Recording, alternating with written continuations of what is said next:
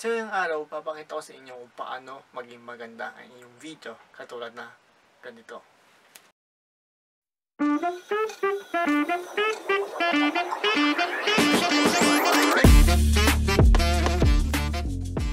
So guys, so pansin na naman is na bago aking lighting sa aking video. So paano ba gawin ito mga vlogger?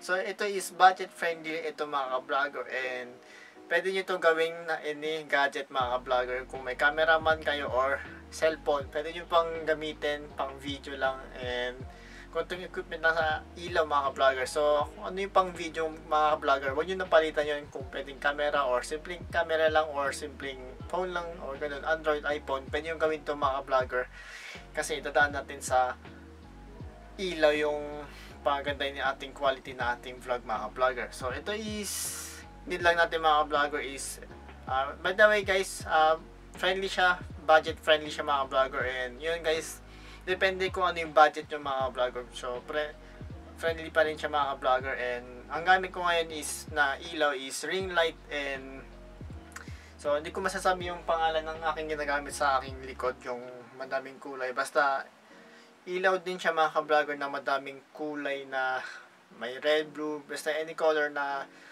pwede mabili guys, na may ilaw na ganyan na napapalitan yung ilaw, ay yung kulay mga vlogger, I mean yung kulay napapalitan. So yun guys, so ang gamit ko dito is dalawang ilaw. So ring light, ito yung picture guys, nasa screen nyo lang. So yun yung ring light, and nasa likod ko naman is yung iba't ibang kulay ng ilaw. So pakita ko na lang ano yung pangalan niya sa screen and ano yung itsura niya mga vloggers. Nasa screen nyo din mga vlogger.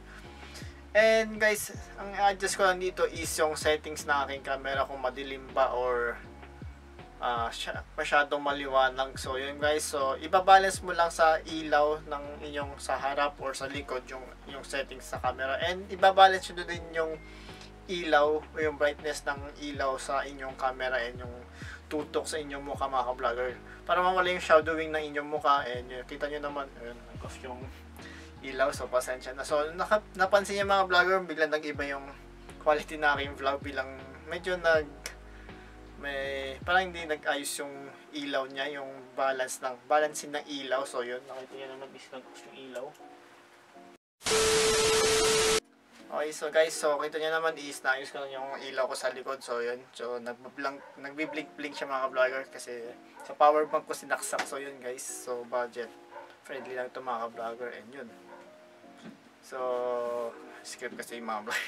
Okay, so yun guys, so in-adjust ko lang sa camera ko is yung ISO niya. So tsaka ko na sabihin yung mga settings sa aking camera and sa phone. So guys, so gagawin ko sa next video is yung settings ng camera and settings ng phone para mag-balance yung ilaw sa inyong videos, para gumanda yung quality mga vlogger na yung video, para maging professional video yung content nyo na ginagawa nyo, or basta maging professional yung inyong vlogs. Parang maganda, ganda nito yun. So parang mukhang professional yun mga vlogger. So dinaan ko talaga sa ilaw lang mga vlogger para gumanda yung quality ng aking vlog. So kita naman.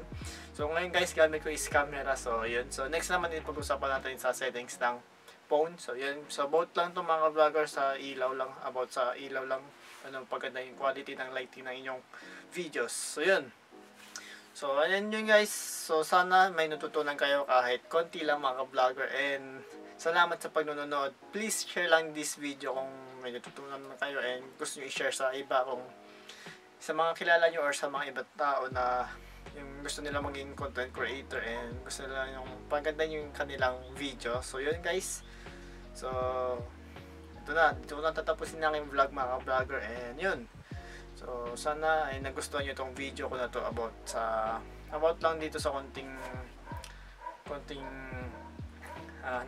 natutunan ko noon sa aking pag-vlog. So yun, yung aking natutunan din sa ibang mga YouTubers na gusto ko din i-share sa inyo mga vlogger. And so guys, so dito muna tatapusin ang vlog. Please like this video and share this video kung may gusto nyo i-share sa iba na about itong video to. And so guys, so see you next vlog mga vlogger. So goodbye, peace.